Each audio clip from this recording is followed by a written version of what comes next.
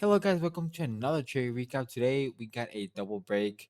This double break was kind of like really interesting, and I think it was just pretty much patience on this double break.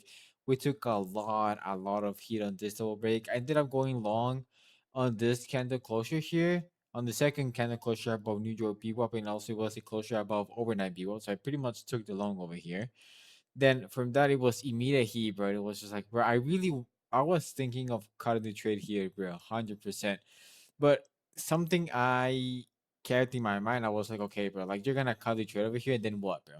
Like you're gonna re-enter again. Like you see price push higher again. Like for example, this you're gonna probably take the trade again. Like it doesn't really make sense for me to just cut the trade too early. And that was something of the thoughts that I was just like kind of like digesting when I was immediate drawdown. I was like, okay, bro, like chill the fuck down, don't panic. Like if you cut the trade right now, actually ends up like pushing higher, you're most likely gonna FOMO, get a horrible entry. You're gonna be pissed, and or you're gonna pretty much end up break even just because you already took that unnecessary loss. So there was no new information. Actually, surprisingly, bro, I have like seen a lot of double breaks, bro, and like I have seen this like shit before. It's just like a low over here, a low over here, and a low over here, and I know they're like really close together, and they're really close to be taken. But I mean, they just fucking hold, bro. You know, so I was like, to be honest here, I was just like, bro, I think we're gonna actually like lose the double break, bro. Like we're gonna just push lower because NQ was fucking melting, bro, today at open. So I was kind of like, most likely we're gonna lose this trade. To be honest, I was like really pessimistic when pretty much when we got to this level over here. I was like really pessimistic on the trade, but we ended up pushing higher. I was thinking of getting more accountancy ball over here, but I actually was working. You have seen you have seen the one of the two live execution that I had like uploaded to Twitter. You can see that I'm actually working on my other computer while I'm trading. After pretty much 10 a.m. Eastern time, I need to start working. So at this time, when I was seeing price over here, I was actually not like really focused on trading because I was getting some calls over here. I was doing some other stuff on the computer that I needed to do. So I was not really there. I was just like kind of like set and forget, which kind of helps sometimes, on this type of traits. And pretty much got out over here once we took this internal structure in a sense. So pretty much I got out like on this candle, and I did not hold like for the full ETP. Was I mean, based on all the heat that I took, I just wanted to be out of this trade, and I missed like what, like 3 points, whatever. But it's just totally fine. And the big idea behind this trade was this. So let me just show you guys the higher time frame. And right now it's on replay mode because I want you guys to see Asia and London.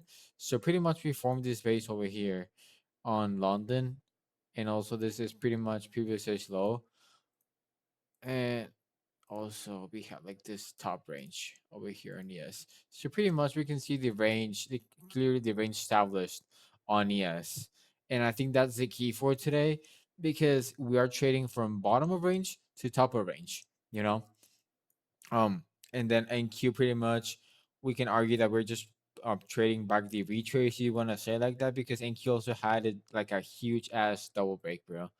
Like the reversal on NQ was crazy. Like it was something else, bro. I ain't gonna lie. I know a lot of people took some shorts here to here, shorts here to here, and they were able to capitalize on those shorts. But I just wanted to take the double break just because it's been working like really, really, really good. And that's pretty much the take that I took today. And after that, I was actually open to take another trade, but it was just tricky, bro. Like I wanted to take another trade. We broke the IB high over here, pretty much saying that now it's most likely that ES is gonna continue in this direction over here, like in direction higher. But the thing is that we're still in the range, like at this point in time, which was 10:53, which pretty much is like here. Let me just get my circle here. So pretty much right here. So we are pretty much on the middle of the range. You want to argue the top of the range right now. So if I took a long over here, it's kind of tricky because I'm taking a long over here when we reach like top of the range. Now it's like I can just see price go lower again to the bottom of the range now. I know the IB stats and whatever say that we're most likely gonna continue higher, but for me, it was kind of like a extra risk on this trade that I really not needed to take, So I just let it go and I marked this trade over here pretty much. It was really kind of similar to one of the trades that Randy took on the after. Well, it's not the afternoon, but oh no, it's not the afternoon. Yeah, it's 11 a.m. in the morning, 11 a.m. So I think he took a trade like around, like, I don't know if it was like here or like here, but this was a markup that I just marked it out. I was not actually involved in this, and I think this trade we can probably target all by area high and or this high is over here, and I'm saying Valley area high just because I've been like um digging more into belly areas and how they're supposed to be working, and based on price rotation, like for example here, but from my understanding is that now here we're pretty much like we're kind of like in a discount in a sense. It's not for a body anymore since we are pretty much under belly area low, and once we broke point of control and we find support on point of control over here, the next target for this might can be belly area high. So just something I'm gonna keep watching and studying. Again, it's something I know they're like major support areas,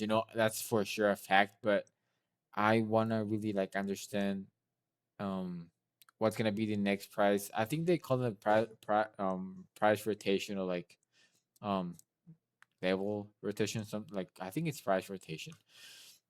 But yeah, and also the thing I was looking for is just like to find some support on point of control, and it was something that I was already watching pre-market, in the sense I was like, okay, I want to see how we react in point of control, because looking back on Friday, it's kind of like the similar situation, because ES was able to find like a base, and it was pretty much chop, and then in Q was pretty much selling off, and once buyers were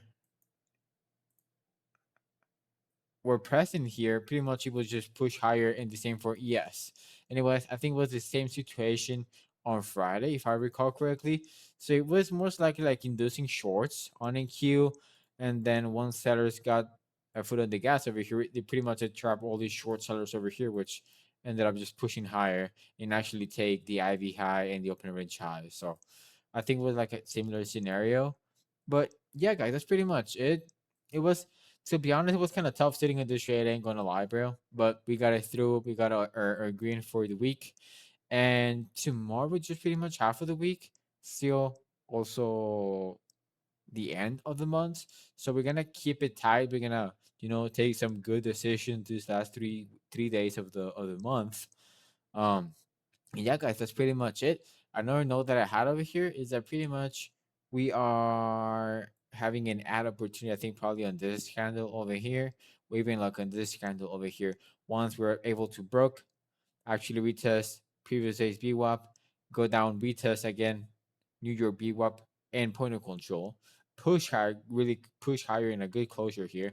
I think this can be a good area of interest for me to look for an ad into the trade. If I'm being honest, just for future reference, I think this is a good area for me to look for an ad. And also, I mean, it's not like that far from my entry, so I think it's also like based on my entry and based on what I'm seeing on price over here, I think it's a good area for me to look for an ad in this zone over here, you know. But yeah, guys, that's pretty much it for me today. I hope you guys made money into the shorts if you're able to catch some shorts over here, or into longs, maybe over here in the morning, maybe here on this bounce over here, or even though on the motherfucking double break on NQ, bro. This is a crazy reversal, bro. I ain't gonna lie.